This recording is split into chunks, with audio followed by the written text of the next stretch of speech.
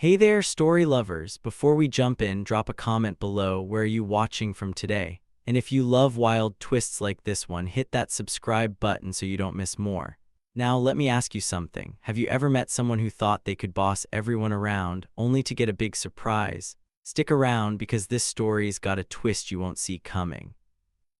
It was a bright, sunny Saturday in Oakwood Hills. This place was a quiet little neighborhood, the kind where every lawn looked perfect, every mailbox stood straight, and every house seemed to sparkle. Kids rode bikes down the street and old folks sat on porches, sipping lemonade. But don't let that fool you, Oakwood Hills had its secrets, and boy, were they juicy. Jake Miller was the new guy in town. He was 25 years old, with messy brown hair and a big smile that made you feel like you'd known him forever. Jake wasn't like most folks in Oakwood Hills. He didn't wear fancy clothes or drive a shiny car.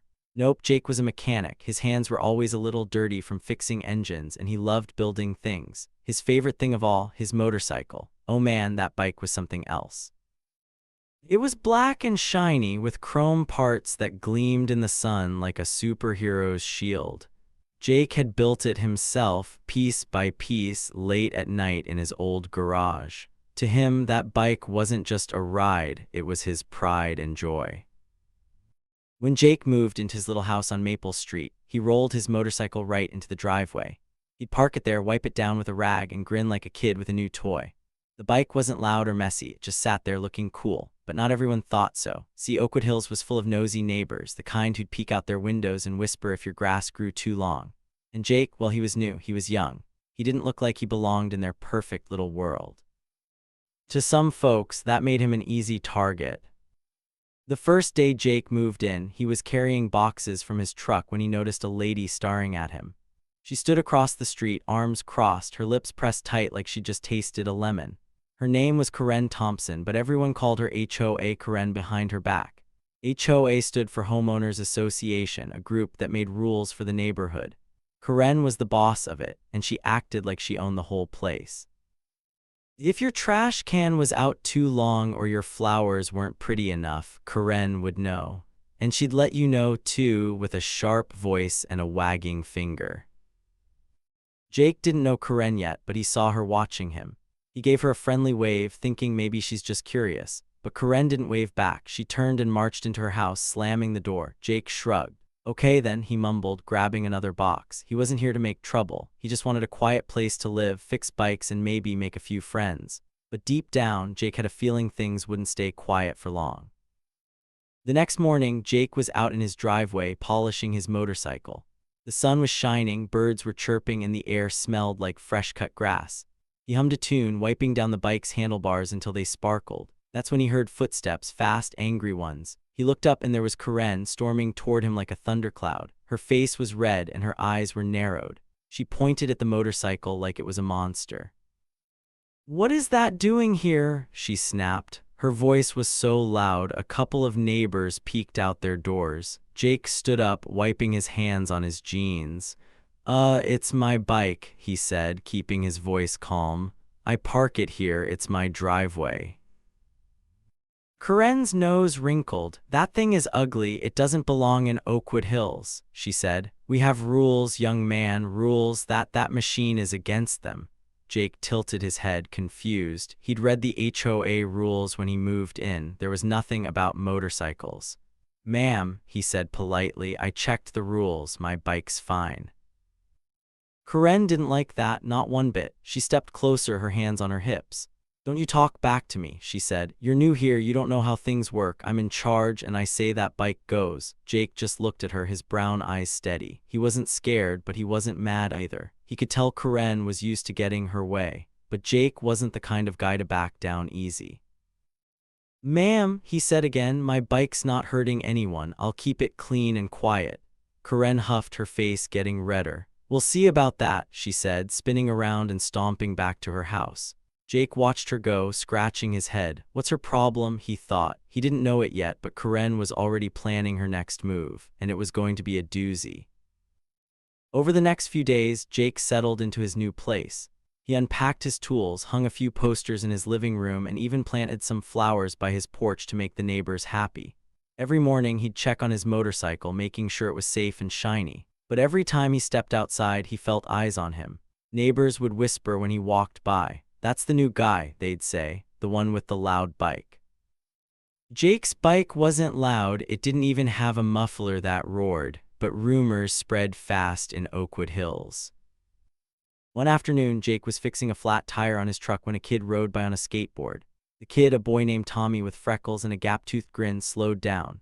"Hey, mister," Tommy said, "is that your motorcycle?" Jake nodded. "Yup, built it myself." Tommy's eyes got wide. "Whoa, that's so cool, can I see it up close?" Jake chuckled. "Sure thing, kid." He walked Tommy over to the bike, showing him the shiny wheels and the leather seat. Tommy was amazed. "This is the best thing ever," he said.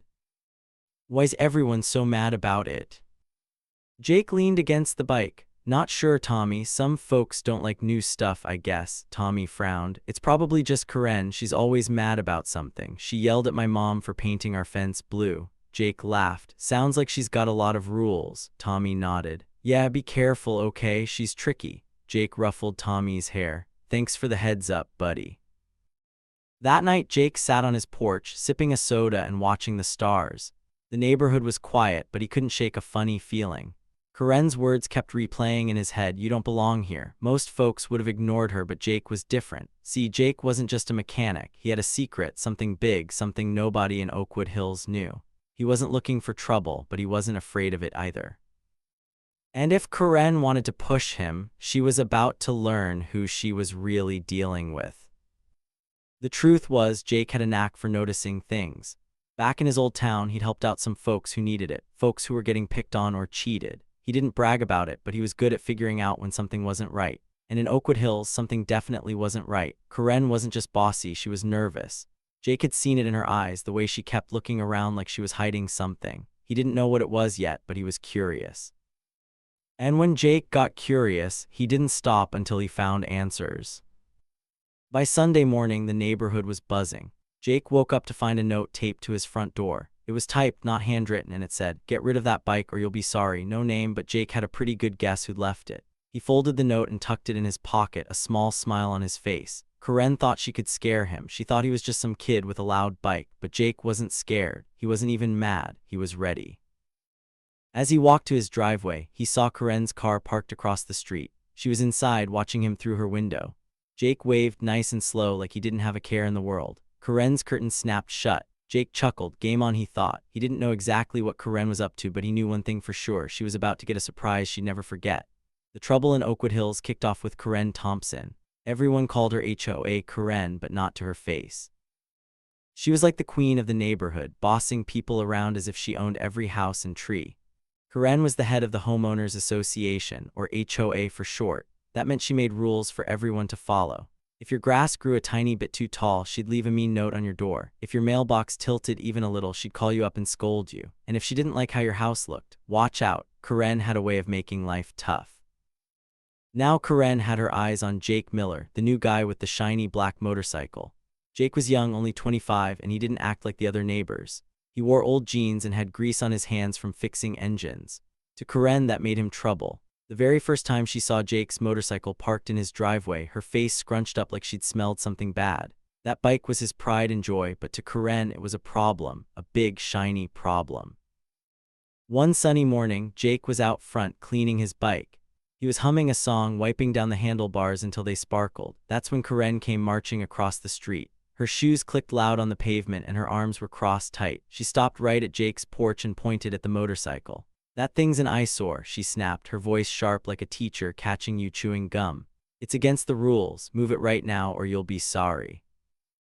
Jake looked up, a rag in his hand. He had a little grease on his fingers, but he didn't mind. He gave Karen a friendly smile, the kind you'd give a grumpy neighbor to calm them down. "It's in my driveway, ma'am," he said, keeping his voice nice and steady. "It's not hurting anyone." He wasn't trying to fight. Jake just wanted to keep the peace. But Karen didn't want peace. Oh no, her face turned as red as a stop sign. She stepped closer, her eyes squinting at Jake like he was a bug she wanted to squash. "You listen here, kid," she said, her voice low and mean. "You don't belong in Oakwood Hill. This is a nice place and that ugly bike is ruining it. I'll have it towed if I have to." She waved her finger in the air, then spun around and stormed off. Jake watched her go, shaking his head. He wasn't scared of Karen, not even a little.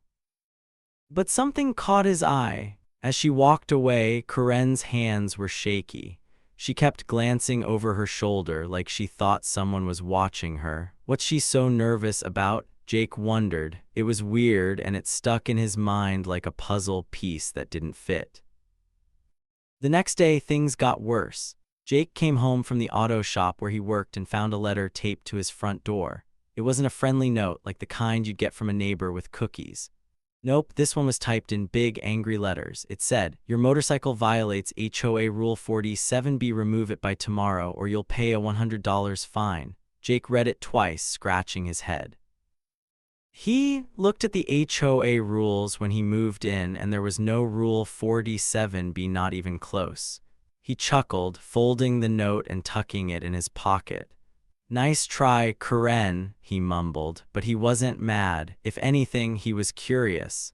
Why was she so worked up about a bike? Corinne didn't stop there. By Wednesday, she was telling everyone in Oakwood Hills that Jake was bad news. She'd stand on her lawn, talking loud to anyone who'd listen. "That boy's trouble," she'd say, pointing at Jake's house. "His motorcycle's loud and dangerous. We don't need his kind here." The neighbors started to whisper. Some believed her. Others weren't so sure, but they didn't want to argue with Corinne. She had a way of making people nervous. Soon, Jake noticed folks giving him funny looks when he walked to his mailbox.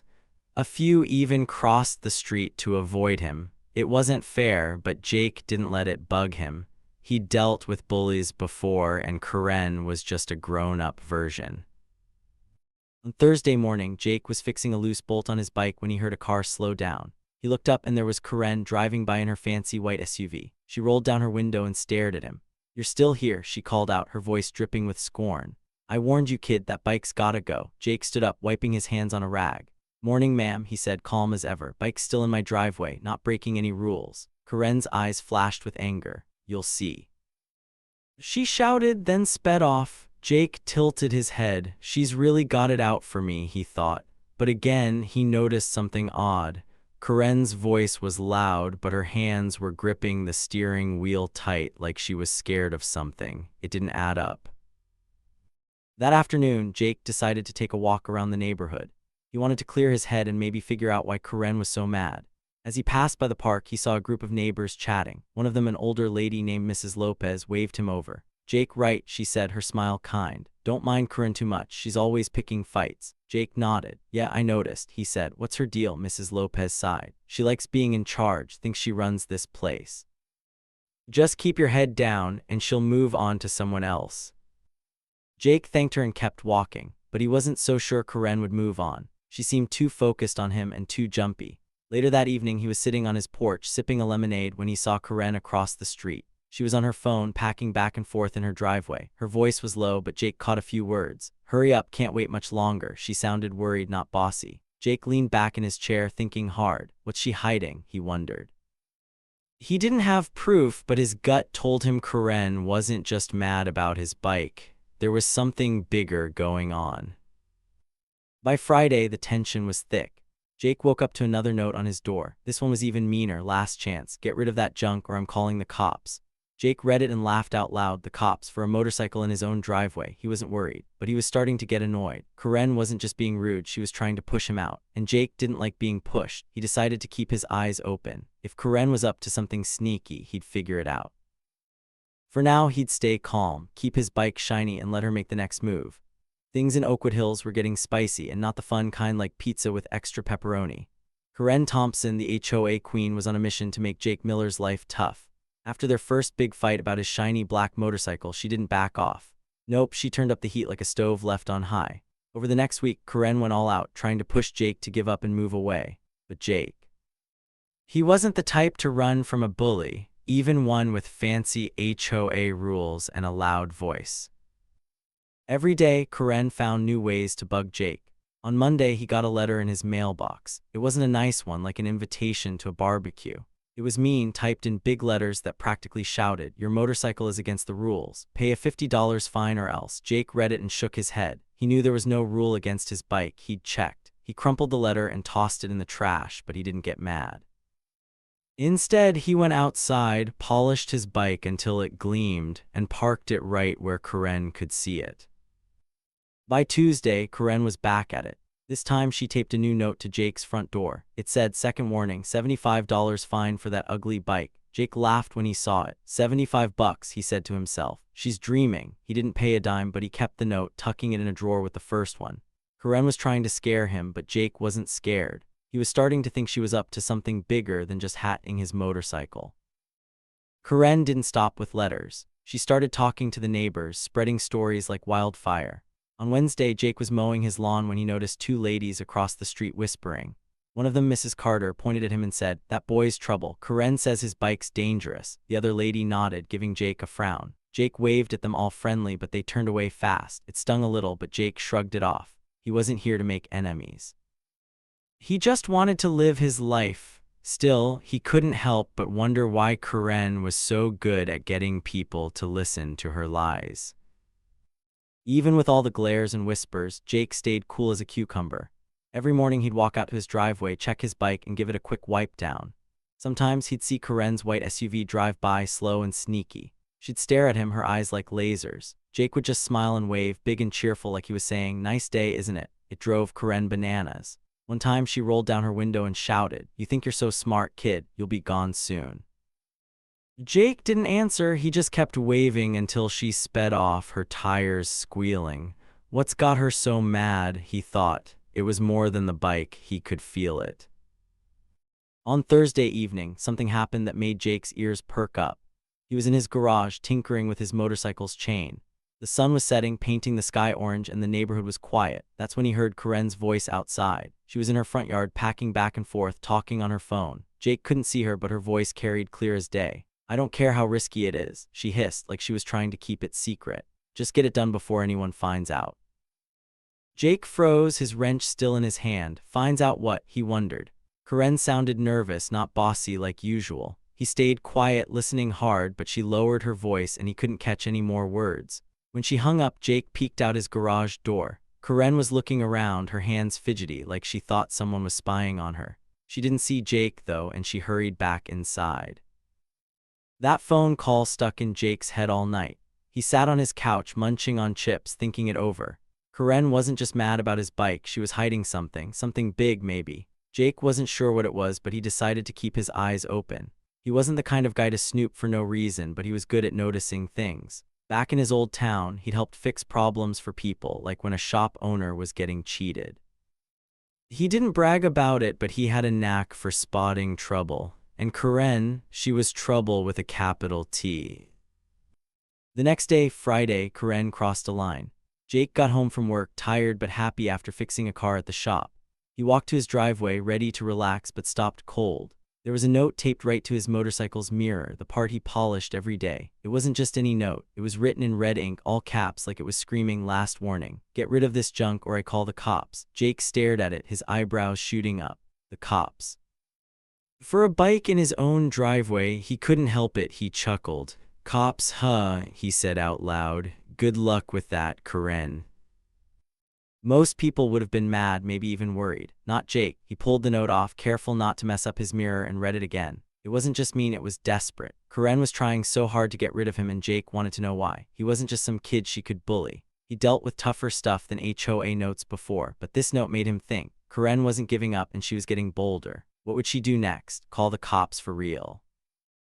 Jake folded the note and slipped it into his pocket with the others. He wasn't worried, but he was ready. Karen was about to learn he wasn't going anywhere. That night, Jake took a walk around the block to clear his mind. The stars were out, twinkling like little lights, and the air was cool. As he passed Karen's house, he noticed her porch light was on, but her curtains were shut tight. He didn't stop or stare, he just kept walking, thinking. Karen's notes, her phone call, her nervous looks, they all added up to something fishy. Jake didn't know what yet, but he was starting to see pieces of a puzzle. And when Jake saw a puzzle, he didn't stop until he solved it. Back home, Jake sat on his porch, sipping a soda.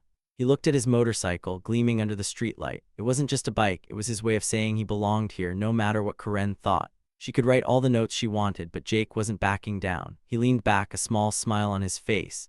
Karen thought she was in charge, but Jake had a feeling things were about to change. He didn't know exactly what was coming, but he was ready for it. And deep down, he couldn't wait to see the look on Karen's face when it happened. It was a warm Friday afternoon in Oakwood Hills, and the neighborhood was about to get a shock nobody saw coming. Jake Miller was in his garage messing with his shiny black motorcycle. He was tightening a bolt, humming a tune, when a loud sound cut through the air: sirens. Jake peeked out and saw two police cars zooming down the street, their red and blue lights flashing like a fireworks show. They stopped right in front of his house. Jake wiped his hands on a rag, curious but not worried. He stepped outside to see what was going on. Across the street, Karen Thompson, the HOA queen, stood on her perfectly mowed lawn. Her arms were crossed, and she had a big smug smirk on her face like she'd just won a prize. She pointed right at Jake, her finger jabbing the air. "That's him," she shouted, loud enough for every neighbor to hear. "He's the one breaking all the rules. That motorcycle's a danger to our neighborhood." Her voice was full of glee, like she thought she'd finally got Jake in big trouble. Jake stood on his porch, calm as a sunny day. He tilted his head, looking at Karen with a tiny smile. The cops got out of their cars and walked toward him, but they didn't seem mad. One of them, a tall guy with a badge that said Officer Daniels, tipped his hat like an old cowboy. "Afternoon, Jake," he said, his voice friendly. "We got a call about a motorcycle mirror." He sounded confused, like he wasn't sure why he was there. Jake raised an eyebrow, his smile growing just a bit. "My mirror, really?" he said, glancing at Karen. She was practically bouncing on her toes, her eyes shining with excitement. She thought she'd won. She thought the cops were here to haul Jake away or tow his bike. But then something weird happened. The second cop, a woman with short hair, wasn't looking at Jake at all. Her eyes were locked on Karen, and she didn't look happy. "Ma'am," the second cop said, turning to Karen. "We need to talk. Can you step over here, please?" Her voice was firm, like a teacher calling out a kid for cheating. Karen's smirk vanished faster than ice cream on a hot day. Her mouth opened, then closed like a fish out of water. "What?" she squeaked, her voice high and shaky. "This isn't about me, it's about him." She pointed at Jake again, but her hand was trembling now. Officer Daniels sighed, scratching the back of his neck. "Funny thing, Miss Thompson," he said, looking right at Karen. "We were already on our way here for you." A gasp rippled through the neighborhood. Neighbors who'd been peeking from behind curtains or pretending to water their flowers froze. Mrs. Lopez dropped her hose. Little Tommy, the kid with the skateboard, stopped rolling and stared, his eyes wide as saucers. Jake leaned against his motorcycle, arms crossed, a small grin creeping across his face. He didn't say a word, but he was watching everything. Karen's face went pale. "Me," she said, her voice barely a whisper. "This is a mistake. I'm the head of the HOA. I make the rules." She took a step back, but the second cop moved closer, her hand resting on her belt. "No mistake, ma'am," the cop said. "We've got some questions about your HOA business." Karen's eyes darted around like she was looking for a way to run, but there was nowhere to go. The neighbors were watching, and the cops were right there. See, Jake wasn't just a mechanic with a cool bike. He had a secret, one that Karen never guessed. For months, he'd been helping the police in Oakwood Hills. Not like a cop with a badge, but more like a guy who notices things. Jake was good at spotting trouble, and he'd seen plenty of it in his old town. When he moved to Oakwood Hills, he started hearing stories about Karen's HOA. People complained about weird fines, money they had to pay for things that weren't even against the rules. Jake got curious. Then he got smart. He'd noticed Karen acting sneaky. Her shaky hands when she yelled at him. Her nervous glances when she thought no one was looking. That phone call he overheard where she said, "Get it done before anyone finds out." It all added up to something fishy. So Jake started keeping track. He saved her mean notes, the ones with fake fines. He told the cops what he saw and heard. And the cops, they were already investigating Karen for running a scam. She'd been making up rules, sending out fake fines, and keeping the money for herself. Thousands of dollars, all stolen from her own neighbors. Officer Daniels stepped forward, his voice calm but serious. "Ms. Thompson," he said, pulling out a pair of shiny handcuffs, "you're under arrest for fraud and extortion." The word arrest hit like a thunderclap. Karen's jaw dropped so low it nearly touched the ground. "Fraud," she shrieked. "Extortion, this is outrageous, you can't do this to me." But the second cop was already moving, gently but firmly taking Karen's arm. The handcuffs clicked shut with a loud snap, and the sound echoed in the quiet street. The neighbors couldn't believe it. Mrs. Carter, who'd whispered about Jake being trouble, clutched her necklace. Mr. Jenkins, who always nodded when Karen spoke, looked like he'd seen a ghost. Little Tommy grinned, whispering to his friend, "Told you she was mean." Karen struggled, her face red now, not from anger but from panic. "This is a lie," she yelled. He set me up, that kid with the bike. She glared at Jake, her eyes full of fire. Jake just stood there leaning against his bike, his grin steady. He didn't need to say anything. The truth was out, and Karen's own actions had caught up with her. Officer Daniels glanced at Jake and gave a small nod, like a silent thank you. Jake nodded back. He'd done his part quietly without making a fuss. That's how he worked. Karen kept shouting as the cops led her to the police car. "You'll hear from my lawyer," she cried. "This isn't over," but her voice got weaker as the car door closed. The neighbors started talking all at once, their whispers turning into a buzz. Karen arrested for stealing. I knew those fines were weird. Jake watched it all, his heart steady. He'd known this day might come, but seeing it happen, it felt good. Not because he wanted Karen to suffer, but because the truth was finally out. The police cars started their engines, lights still flashing. Karen's face was pressed against the window, her eyes wide with shock. As the cars pulled away, Jake gave a little wave, not to be mean, but because he couldn't help it. Karen had thought she could bully him, scare him, push him out. She thought he was just a kid with a loud bike, but Jake was more than that, and now everyone knew it. The police cars were parked in front of Jake Miller's house, their lights flashing red and blue. Karen Thompson, the HOA queen, was in big trouble. The cops had just put handcuffs on her for running a sneaky scam, and she wasn't happy about it. As they led her to the car, Karen turned her head and glared at Jake, her eyes like daggers. "You set me up," she shrieked, her voice so loud it echoed down the street. She looked like she wanted to jump out of those cuffs and yell some more. Jake stood by his shiny black motorcycle, calm as ever. He shrugged, his hands in his pockets. "Nah, you did that yourself," he said, his voice steady. "I just parked my bike." It was true, Karen had made her own mess, writing fake fines and stealing money from neighbors. Jake had only noticed her sneaky ways and told the cops. He didn't set her up, he just let her trip over her own lies. The cops glanced at Jake, and one of them, Officer Daniels, gave him a small nod. It was like a quiet thank you, the kind you share with a friend who helped you out. Jake nodded back, a little smile on his face. He didn't need a big cheer, he was just glad the truth was out. Karen, though, wasn't done. She kept yelling as the cops helped her into the car. "This is a mistake," she cried. "I'm important, you'll see." But the car door shut with a loud thunk and her voice got muffled. The neighbors, who'd been watching from their porches and windows, started to buzz. They'd been quick to believe Karen's stories about Jake, calling him trouble because of his bike. But now they looked at him differently. Mrs. Carter, who'd whispered mean things, stood with her mouth open. Mr. Jenkins, who always agreed with Karen, scratched his head confused. Little Tommy, the skateboard kid, grinned wide. "Told you she was bad news," he whispered to his friend. A few people even clapped as the police car drove away, taking Karen with it. The sound of their hands smacking together felt like a cheer for justice. The street got quiet after the cars left. The sun was setting, painting the sky pink and orange. Jake walked to his porch and sat down, grabbing a cold soda from a cooler. He popped it open with a hiss and took a sip, leaning back in his chair. The neighborhood felt different now, lighter, like a big storm had passed. No more nasty notes taped to his door. No more fake fines demanding money. No more Karen marching around, bossing everyone. For the first time since he moved in, Jake felt like he could relax. As he sat there watching fireflies start to blink in the grass, a neighbor came by. It was Mrs. Lopez, an older lady with kind eyes and a basket of cookies she baked. She walked up to Jake's porch, her steps slow but sure.